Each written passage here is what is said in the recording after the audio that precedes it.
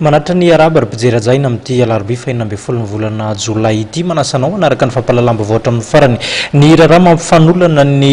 ministera ny arena kibony tany sy ilay mpandra rasino mahakasika ilay vato sarobidy dia hoentina amintsika ny toy izay amin'ity androndroany ity eo ihany koa ny fanombohan'ny fitsarana ireo adina tao anatin'ny fanadina-mpanjakana CP tamin'ny androny omaly ny sehatra ny fizantany ihany koa dia isan'ny hitondrana anao ny mahakasika ny fampianarana aloha raha toka omaly no nanomboka tamin'ny fomba ofisialy ny tanterana tamin'ny fomba ofisialy ny fanadina-mpanjakana CPE androany kosa no nanombohana tamin'ny fomba ofisialy ny fitsarana ireo taratasy mpanadinana manerana nosa ao anatin'ny faripedidia-mpampianarana Antananarivo renivohitra dia nahatratra 724 ireo mpampianatra mpitsara ny adina voantso anatanteraka izany.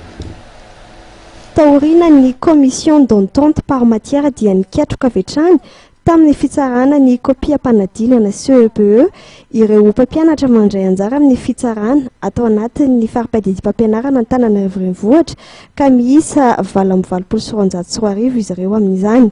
Raha neto amin'ny fomba-mpanadinana CEG Tambarina Andrina dia miisa 120 mpiadina ka mpampianatra mifanaraka amin'izay isa izay no natsoina anao ny fitsarana ny kopia-mpanadinana. correction zao le fa mikasika le baremo zany io moa zany arakaraky le isan'ny taratasy reo dia ampy sa tsy ampy dia ny chef de centre zany miezaka manampy dia isan'ny baremo fa le baremo zany any tsy ampy isany eo amin'ny tsara zany fanajana zany misy ampy indraindray ohatran'izay fa mandeha foana ny fanadinany tsy ampy kely fisany manikasika ny baremo fa mila mahazo sirairay zany ny mpampianatra fa iny tsy telo fisika baremo. Raha ny fandaminana napetraka tamin'izao fitsarana izao dia samy nanatanteraka ny fitsarana ny kopia-mpanadinana tany amin'ny fomba-pitsarana misy 12 avokoa ny mpitsara. Raha pitsy kosa no entina eny amin'ny centre de transcription tokana eny amin'ny INFM masina ireo kopia voatsara mba ampidirina anaty solosaina